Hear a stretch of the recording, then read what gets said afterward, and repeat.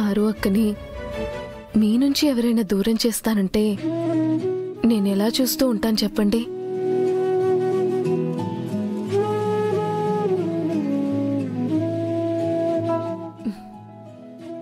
And mister husband గారు,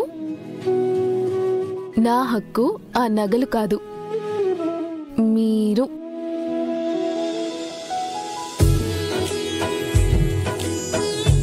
ఈ హక్కుని నా నుంచి దూరం చేసినప్పుడు ఖచ్చితంగా బాధపడతాను.